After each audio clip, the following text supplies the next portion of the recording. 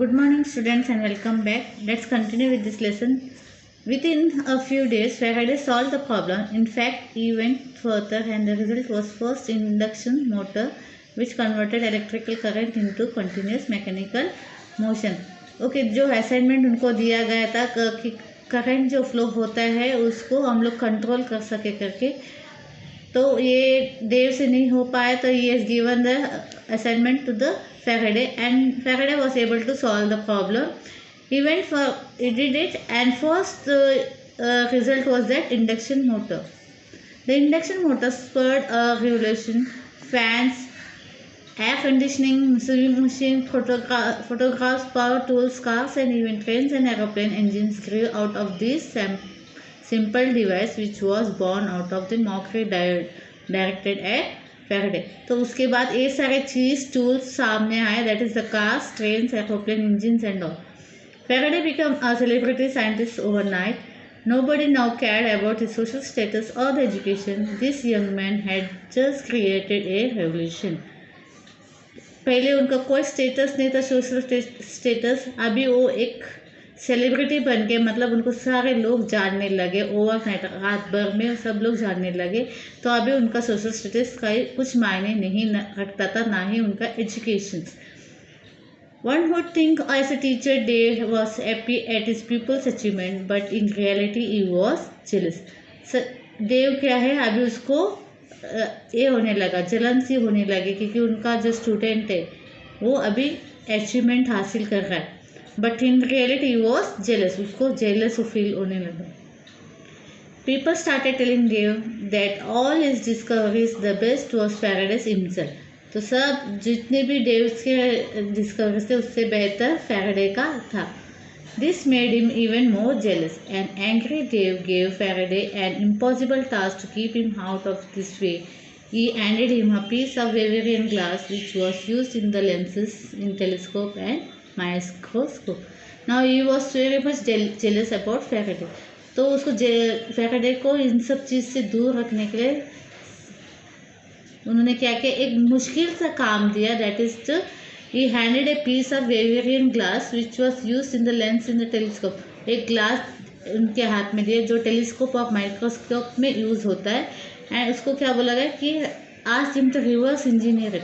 Reverse engineer मतलब उसको खोल के, कभी कोई मैकेनिकल चीज़ को खोल के कोई मैकेनिक देखता है कि उसको किस तरह बनाया गया, कैसे बनाया गया, तो that is called as reverse engineer. तो उनको ग्लास दिया गया, तो बोला गया कि इसको स्टडी करो, समझने की कोशिश करो कि इसको किस तरह बनाया गया है. Bavarian glasses was manufactured by the secret complicated process, and Dave knew that with the equipment available in the lab, Faraday would never be able to accomplish this task. This piece of glass became a significant thing in his life. तो ये क्या है, जो glass बनाया गया है बहुत ही secret तरह से, मतलब गोपनीय तरीके से बनाया गया. It's a very complicated process, and Davy knew that with the equipment available in the lab, Faraday would never be able to accomplish this task. यानी जो इक्विपमेंट लैब में, डेव के लैब में थे, उस चीज़ों से वो कभी खोज नहीं कर पाएंगे फैराडे कि वो ग्लास किस तरह बनाया गया था. Faraday had a never give up attitude and he respected Dave, so he accepted the assignment despite knowing that it would be very difficult. He toiled for 4 years with no help from Dave and as expected failed. तो अभी Faraday को जो assignment दिया गया था वो बहुत ही मुश्किल था और डेव ने उनको कोई मदद नहीं की, क्योंकि डेव पहले से उनकी खामियाबी से, फैराडे की खामियाबी से जलन हो रही थी, तो वो किसी तरह उनसे पीछा छुड़ाना चाहते थे. और डेव ने इस काम में जो ग्लास का, जो बेवेरियन ग्लास के बारे में जानने की कोशिश की थी, उसके बारे में उन्होंने कोई मदद नहीं की. और इसकी वजह से फैराडे को कोई मदद ना मिलने की वजह से वो भी समझ नहीं पा रहे कि एग्जैक्टली क्या बात है, तो वो उनको जो असाइनमेंट दिया गया था वो फेल हो गया. Faraday never learn the secret and this remain in first failure as a scientist. तो उनको कभी समझ में नहीं आया और वो एक फेलियर उनके दिमाग में, एक पहले जो उन्होंने कोशिश की, जहाँ वो फेलियर गए और वो चीज़ उनके दिमाग में हमेशा रह गई. To remind him of these difficult times, he kept a single glass brick on his shelf as a souvenir. This would inspire him during the difficulty.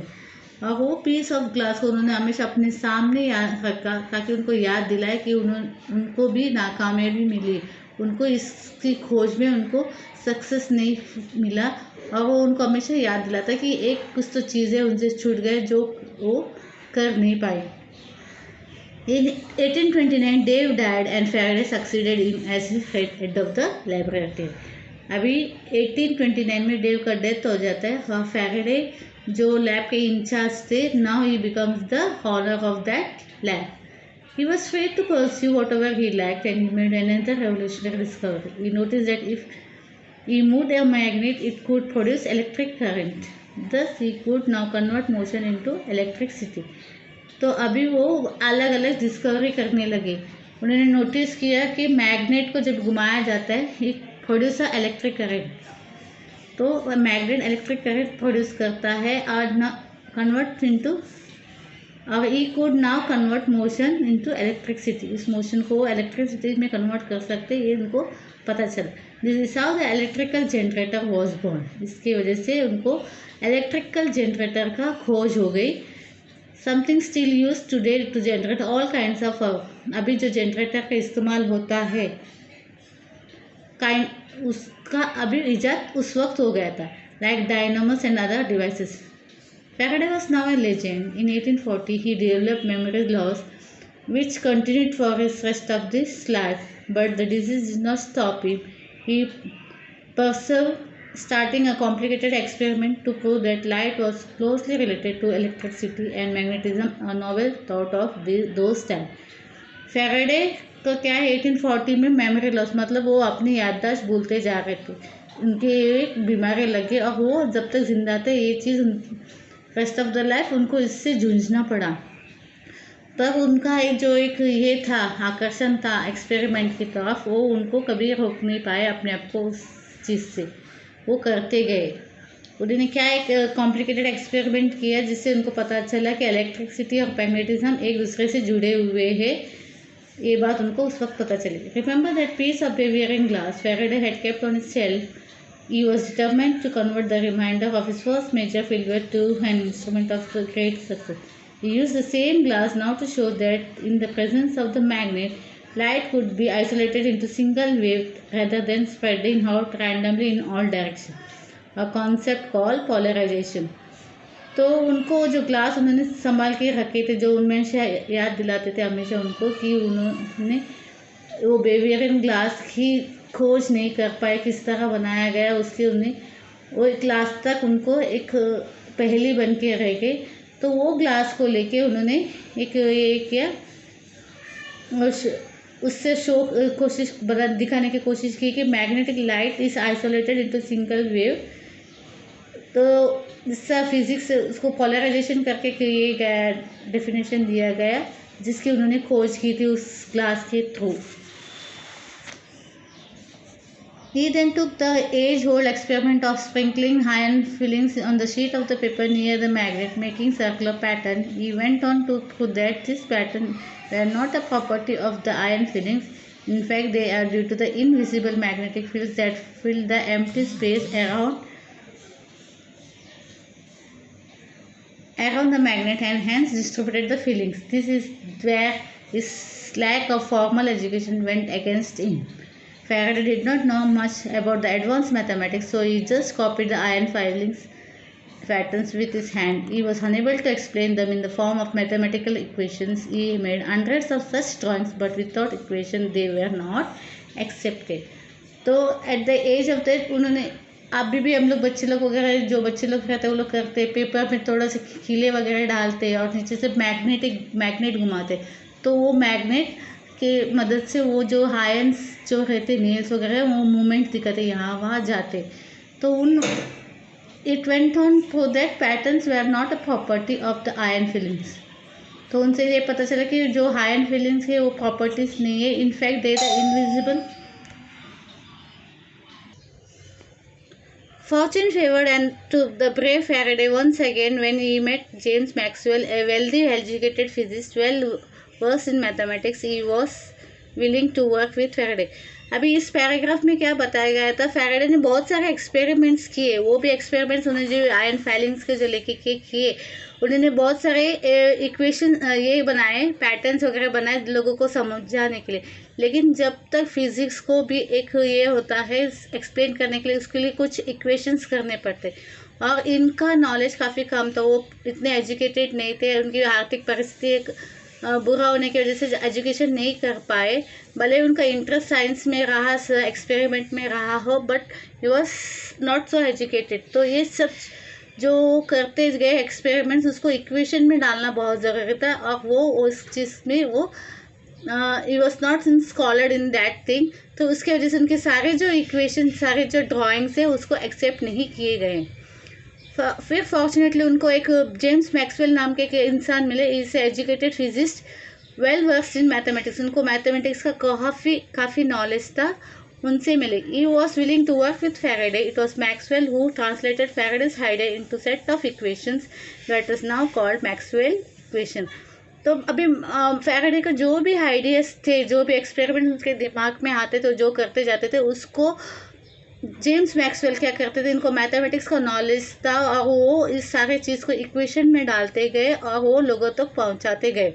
इसके वजह से जो भी इक्वेशंस फैराडे जो भी आइडिया बनाते, जो भी इक्वेशन बनते थे ना, वो मैक्सवेल इक्वेशन के नाम से जाना जाता है। Their combined work has helped us in many ways. Electronics and communication systems today are designed according to around this discovery. Someday we might even be able to communicate with aliens across different galaxies using the product of this discovery. तो उसके बाद काफ़ी सारे electronic और communication system develop किए गए, और हम लोग आजकल ऐसे सारे इलेक्ट्रॉनिक्स और कम्युनिकेशन सिस्टम का इस्तेमाल करते हैं। तो ये बोल रहे थे, हो सकता है इन फ्यूचर हम एलियन से भी बात कर पाएंगे नए नए डिस्कवरी के ज़रिए। Faraday's life started with difficulty, but as a great scientist, he met with each difficulty with a perseverance and conviction. यानी बहुत सारी डिफ़िकल्टी उनके सामने है, पर उन्होंने डट के सामने किया और उसका मुकाबला किया, हार नहीं मानी। He was given impossible tasks which he undertook as challenges and opportunity. He epitomizes what the Walt Disney character Pinocchio said. When you wish upon a star, it does not matter who are you. यानी उनको Pinocchio का बात याद आया कि जब हमें एक तारे की चाहत होती है, तो इससे हमें ये होती चाहत होती कि हमें एक तारे की चाहत होती है, तो ये मैटर नहीं करता है कि आप कौन हो। It does not matter who you are. तो आप भले कितने ही भी छोटे इंसान, आप में कुछ गुजरने की चाहत हो, करने की ये है लगन है, तो आप वो कितनी भी मुश्किल चीज़ें काम नहीं है, उसको आप हासिल कर पाओगे। तो ये मैटर नहीं करता कि आप एक गरीब फैमिली से आते हो या आपका कोई सोशल स्टेटस नहीं है, कुछ नहीं है, आप अपना मकाम हासिल कर सकते हो। तो it is mention in that कि फैराडे एक मोटिवेशनल भी है ये लोगों के लिए, क्योंकि वो भी एक गरीब फैमिली से बिलोंग करते थे, एजुकेशन उनका उतना नहीं था, इसके बावजूद भी वो साइंस में एक नाम बनाए। उनके अभी भी जो सारे एक्सपेरिमेंट्स है, उनके लॉस के आधार पर सब किया जाता है फिजिक्स में। तो that is what it is mention in this lesson. We have completed this lesson. Okay, and bye, see you in the next lecture.